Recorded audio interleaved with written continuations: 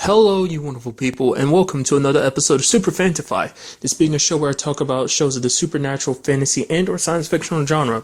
For today's episode, I'm going to talk about the season finale of the Vampire Diaries, the latest episode of the originals, as well as the latest episode of Grimm. Starting off with the season finale of the Vampire Diaries, we pretty much pick up where we left off last episode, where it's like, hey, we need to get inside the vault because that's where the last body of the everlasting, the shamans will sacrifice their lives to give it to Reyna, because they feel like if we take out the body, obviously we can free Bonnie from her control, from being under the control of this whole impulsion inside of her. Initially the thought is to track down Valerie, but it's like no one has any idea where Valerie is. And then after that, the thought is, well, why don't we get the little two siphoners that we know, Alaric's children, Alaric/Caroline's kids. But initially, Caroline isn't for it. She's like, I don't want my children to be involved because this is a world I don't want them to get involved in. She wants them to have a normal life for as long as possible.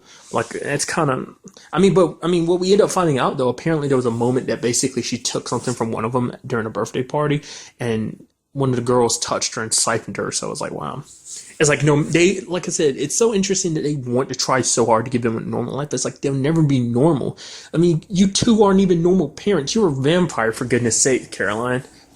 And like I said, that kind of got brought up last episode. It's like, when is that conversation going to come up? It's like, oh, tell people what mommy is.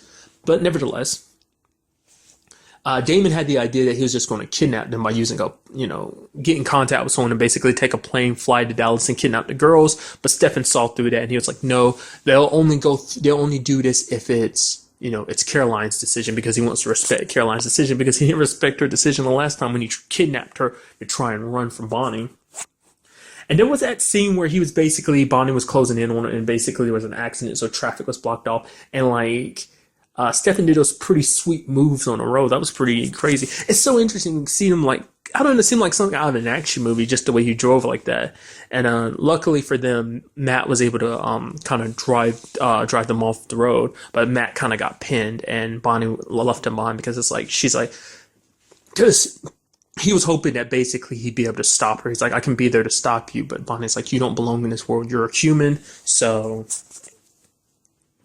just goodbye, Matt. Which we did see him later on in an episode, because basically he was dreaming and he saw Penny. She was kind of talking about the fact is that, because he's like, this is his life, and she's like, he's never really tried to find any other life, to find a normal life. Because he's been so caught up in this supernatural world that he hasn't bothered trying to fight to find any other life, but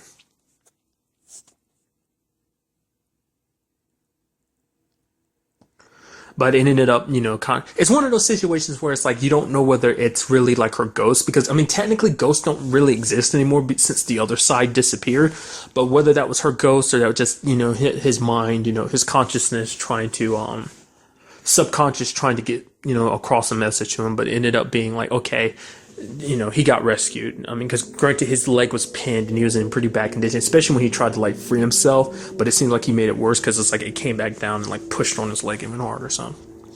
But basically, Caroline talked Alaric into doing it, because it's like that's the only way this is all going to end. Because it's like, once they get Bonnie back to normal, they won't have to be running anymore. She can get back to the girls and him. And then we had them, the girls actually did the job. They siphoned off the magic. And, the ones that went in there were Stefan and Damon. All the while, Enzo was keeping Bonnie busy. He was running for a little while, but he was like, I'm about to run out of gas. So I was like, you were going to catch me eventually. So he goes back to the cabin. He's talking about cooking food for her. And she's like, got the gun ready. He's like, my food's not that bad, is it? And she shoots him. He's like, I guess it is. But it's just like it being the cabin that, that they spent so much time in. He felt like maybe he'd be able to speak to whatever that's left of Bonnie inside of there. Because he even talks about the fact that for such a long time, he's always felt lonely. And it was kind of these past 3 years with her has been very important to him. They've kind of been the happiest moments of his life, essentially, that falling in love with her. And then all the while we have, like I said, Damon and Stefan going into the vault because we pretty much see everyone's dead. I'm guessing Alex is dead because we didn't see her dead the entire time. I thought out of anyone you would have definitely seen Alex, but turns out that's not the case. They didn't even show her dead body, not unless they did and we just didn't see it, but it's just like I don't remember them showing Alex. Last time we saw her when the Bonnie closed the sealed the place up, she was at the front door, so I don't know. Place looked like a madhouse, just bodies everywhere, blood everywhere. But Damon decided to go in by himself because basically Stefan had talked about the fact is that Damon was afraid.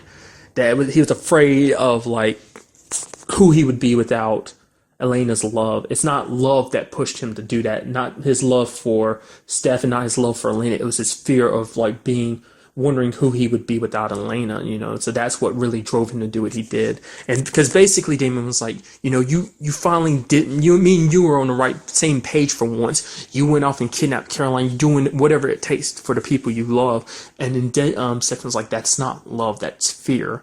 It's because I've been so, like, I love, he loves Caroline so much, but he acted out of fear that it's one of those things. It's like, I guess it kind of makes sense, like, because Damon acted out of fear because of just all the damage he felt like he was going to cause to the people that were important to him because he didn't have Elena. And, now Damon's like, I need to do this by myself. The kind of, more so than anything to prove to Stefan as well as to prove to himself that he can do it for once in his life to make the right decision. He hasn't always made the right decisions, and those decisions have always, and some of those non-right decisions, even the right decisions tend to lead to kind of problems later on. But, he's trying to do the right thing. He wants to, he wants Stefan to have faith in him that he'll do the right thing, that he'll set things right. He's like, whether he fails or succeeds, let it kind of be by his own hands. Because Stefan's always there to kind of pick up the mess. Is always there trying to, fix any problems his brother causes. Damon goes in there, ends up torturing the body. And luckily just in time because Bonnie literally had a stake in Enzo's chest. And I was like, oh God, he's not going to get to her in time, is he? He's not going to get to the body in time. And it's like, nope, he got to it just in time. And I did like the conversation where she was basically like, he was like, oh, Enzo, is that Enzo with you? Oh, he's still alive. I was hoping that, I'd just wait a couple minutes and he would be dead. Kind of jokingly saying it, he doesn't really mean it. But while he's about to leave, because we already knew it wasn't going to end that well, because it's like, he starts hearing Elena's voice. He's like, what if the armory took her here? And it's like, no, Damon, it's not Elena. But it sounds like Elena's voice, and he goes in there and gets touched by whatever it is. So Bonnie and Caroline, as well as Stefan, as well as Enzo, come there to try and, rescue him.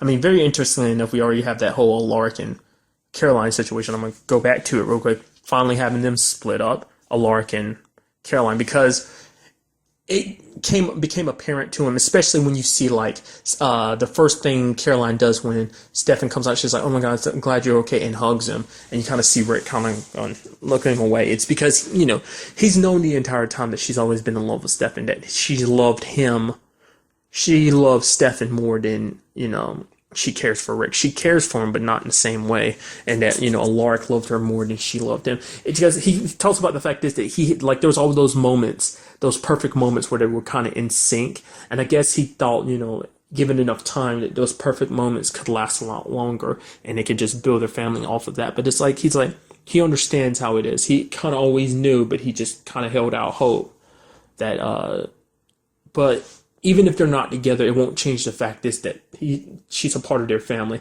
Those are as much her little girls as they are his. And then we finally have, Caroline and Stefan kind of making up. Kissing, actually. So that's good to see it kind of ended that way. But sadly, Enzo came in there because he was the only one that can get inside of the vault, because only armory members could get in there. He goes in there and Damon started acting weird. For me, I was scared. I was like, okay, he's about to kill Enzo, isn't he? It's like, no, whatever's in there takes possession of him like it did Damon.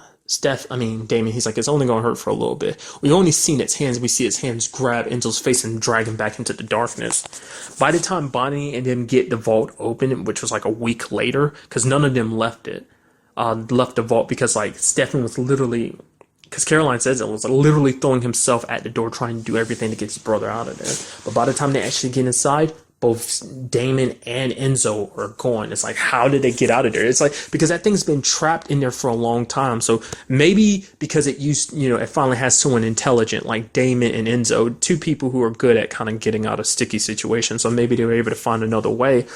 Maybe that thing has found another way a long time ago. It just needed a vessel to kind of move through. It's like, what is that thing? Because whatever it is, it's very, very old. They're saying it's a very ancient thing. It's like, I don't even know what it is. Like, to be able to do that to you, it must be like some kind of like ancient witch or something. I don't know. Because it feels like whatever it does to people, it seems like it might be magic. Maybe it's something else entirely. But basically, they ended up hearing about some like bodies that have been popping up all over the place. Because Caroline, Stefan, and Bonnie have been trying their hardest to find him. They're saying it's especially harder on Bonnie because Bonnie doesn't have her magic anymore, so it's even harder to track them down. But basically, they've been hearing about a horde of people disappearing. And basically, the entire like final bits of the episode are kind of in written monologues to Elena. Basically, one being Stefan telling her just know that everything that Damon's doing right now isn't him. And so we see him and Enzo have gone on a killing spree. They've been like, they kill people, slit their throats, and have them hanging upside down from like a hook. And it's like, you look around and there are tons and tons of bodies. So it's like, whatever this thing is doing or whatever it's having them do, it looks like some kind of big ritual, but it's like, to what ends? We don't know.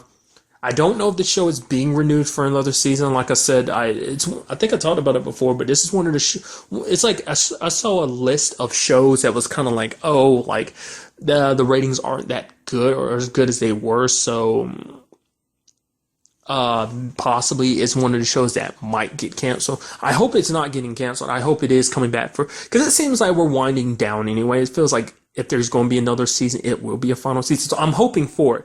At the very least, get one final season. I want a very distinct conclusion to it because it's like, I want to see where everything goes from here. Because we had Matt leaving because he kind of wants to go off and find that life. Because he wanted to go with Penny, but it's like, no, the life that he's meant for is here and he just has to go out and find it. Plus finding out more about this thing, whatever it is. And that's something that did kind of keep popping into my mind because it's not something, it took me a while to kind of bring that up. I brought it up in the originals episode. It's also the tie-in between those two. It's like, we have the Vampire Diaries taking place 3 years into the future. Maybe, I mean, obviously I'll talk about the originals when I get to it, but it's like, what is the originals going to do? Because the originals is set in present day, like before the 3 year skip into Vampire Diaries. So it's like, what is it going to do? Like, is it going to maintain in that 3 year period, or is it going to fast forward for some I mean, maybe there's some things that are going to lead to its fast forwarding or something, but I don't know. Like I said, hope it comes back for another season. I really like this show, and I'm really interested to see where everything goes from here. Now, moving on to the originals. It's pretty much the aftermath of the whole Davina thing. We have Davina's funeral as well as Cammy's. The only ones that went to Davina's funeral were Marcel, Vincent, Cole, and Josh. And then there was everyone else that went to Cammy's funeral. And then it ended up leading to a confrontation between a lot of people. Like, for instance, Cole confronted Freya, basically, calling her out, being like, oh, you couldn't even come to Davina's funeral or even Cammy's funeral just because you feel so much guilt over what you did. It's like, she's sorry about what happened, but she's not going to apologize necessarily for doing what it takes to protect her family. And Cole's basically like, this family can go to hell, Because it's something that's constantly brought up in this episode. The fact is, the danger of Lucian would have never existed if it wasn't for Klaus being the way he is, being who he is. It led to a monster like Lucian being born in the first place. So we wouldn't have been in this situation if it wasn't for Klaus being the way he is. We had Klaus trying his best to kind of talk Marcel down. Basically, he knew that Marcel was turning against them, and he didn't want that to continue because he talks to Marcel as like basically saying like, you may despise us, but you are always part of this family. You are and always will be my son. I've always thought of you as my son. He's like, he even admits the fact is that he didn't always show pride when it came to Marcel. He saw a lot of himself in Marcel, but it's like, when he saw the potential Marcel has, rather than being prideful and just amazed at potential his son has, he was more so envious of his son as his son who could possibly someday surpass him. So that was kind of always a worry of his. And even Marcel says it himself. He's like, I had no intention of ever coming after your crown.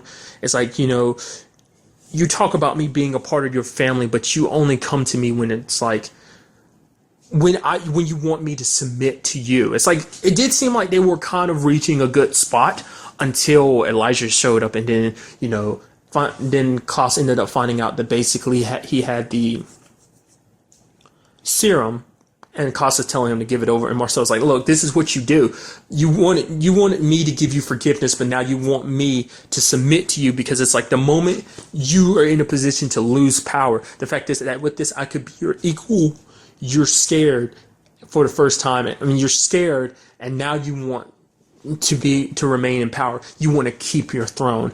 And it is kind of sad, because it did seem like Klaus was legitimately reaching Marcel, and it's like if Elijah hadn't shown up when he did, maybe things would be different. I mean, we end up, I'm go ahead and talk about the fact that we get the twist at the end, because Elijah ended up killing Marcel because he was so terrified of the vision that Freya showed him. But we end up finding out at the very end that Marcel took it, like at the end of the last episode when he first got it, he immediately took it, but he made everyone think he didn't.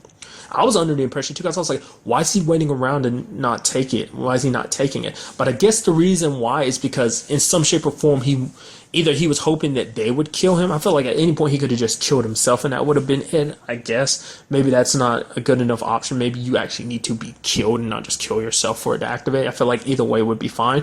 But I'm guessing he wanted to, give the Michaels one last time to kind of repent for their actions. And it seems like, Klaus has been trying so hard to be different because of, Cammy. And it's like, he went to Marcel being like, okay, we didn't have any choice. It's like, he says that, but truth be told is he didn't even have a part to play in that. Him and Haley were against Freya and Elijah in doing that. But it's like,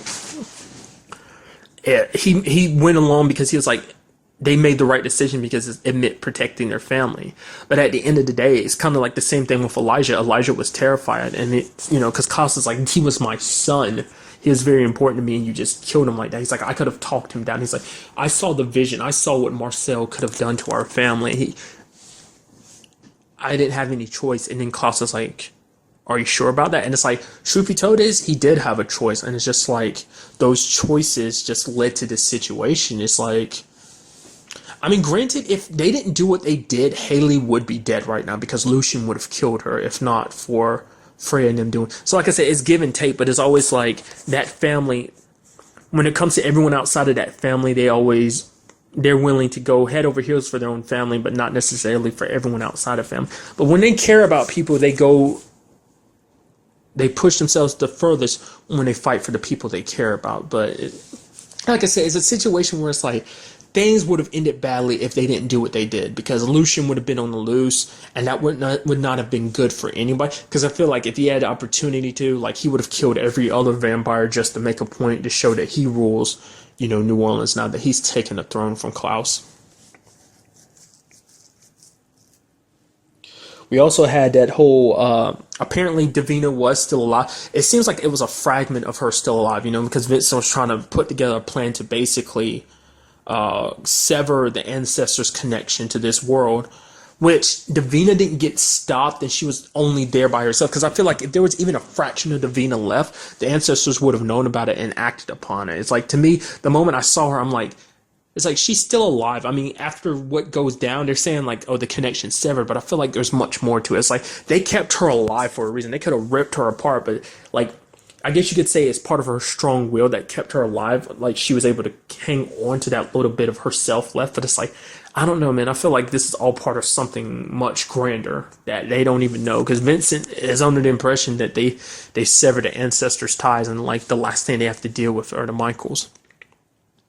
We even had that cop dude. I don't remember his name. He's a cop that looked into the whole Lucian case. He was getting close to Cammy. He went to her funeral and was kind of asking questions about like what happened to her, and Vincent kind of brings him in on everything. I don't know if he told him everything, but kind of vampires and witches, definitely witches, so he is kind of in the know about that. But I feel like that's going to come back to screw this team over in some shape or form. I don't know how, but I just feel like he's going to be a problem in the future. I don't know. I mean, it's not necessarily like he can necessarily do anything against the Michaels, but it's just like, I don't know. He knows too much now, and I feel like there's no telling what he'll actually do. But like that whole, like I said, that whole Davina situation has kind of got me like wondering, like, I don't know. I feel like there's much more to that than we know. And we also have like basically Haley went to Klaus, after hearing from Elijah what he did. He did it for the sake of his family, but he still killed Marcel because he regrets it on multiple levels. Because for one, Marcel is someone that Klaus cares about so much. I mean, if Klaus is telling you did something wrong by killing someone, you messed up, because it's like Klaus is usually all gun-ho about killing someone, but it's like he legitimately didn't want to kill Marcel because Marcel was so important to him. And it's just, like I said, Klaus is constantly always an evolving creature. He always reverts back to his old self. But it's like these past couple of, like especially ever since Cammy died, he's just been almost a completely different person, because he was intent on helping Marcel and Cole with Davina. He didn't want them to sacrifice her, but Haley goes to him and says, like, you should forgive Elijah because of all the stuff that you've done and all the stuff that you've put him through, all the times he's been there for you. The least you can do is forgive Elijah. And Klaus kind of smiles. He goes, you sound just like Camille. Because even Elijah can't even forgive himself for what he did. Because the other side of that is because at one point in time, he really did care for Marcel. Granted, let's not forget, he pushed Marcel away because to him, he saw what Marcel and Klaus, he knew how important Marcel was to Klaus, how having a son, he saw that it kind of brought kind of a light to Klaus's world, so he kind of put a distance between him and Marcel so that Marcel would go back to Klaus. So, but it proves that, at one point in time, he really cared deeply for Marcel, and it's just he wasn't, and he knows how important he was to Klaus. So we have him and Haley kissing, so I don't know.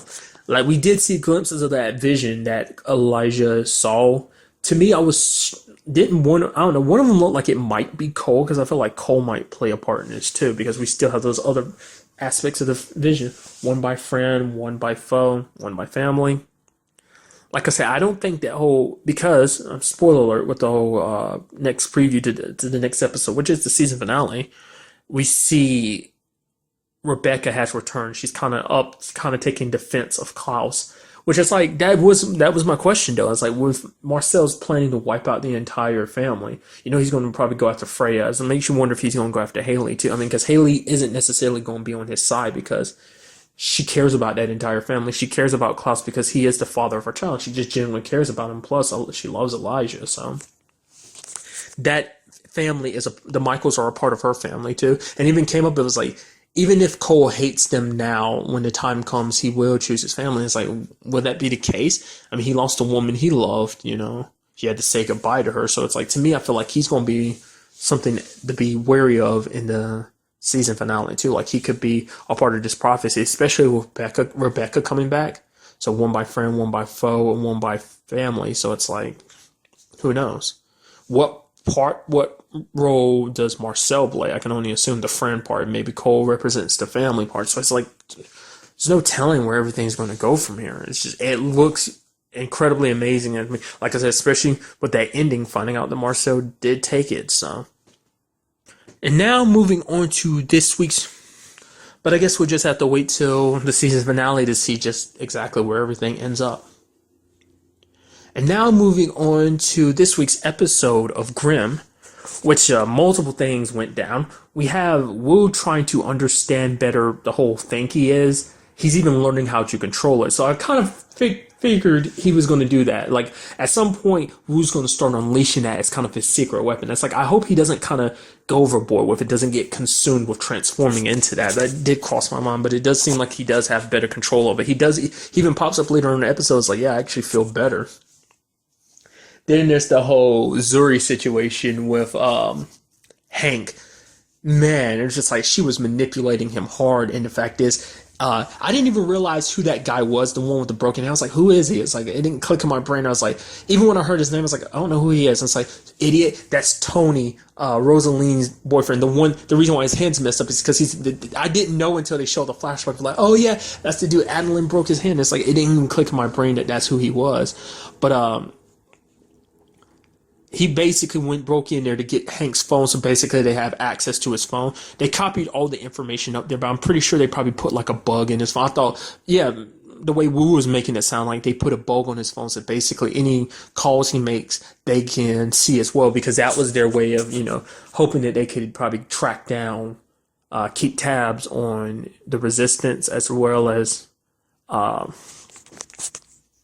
anyone else in Nick's group. He ended up confronting her later on in the episode, though. It's kind of sad. He's like, I loved you. I was falling for you.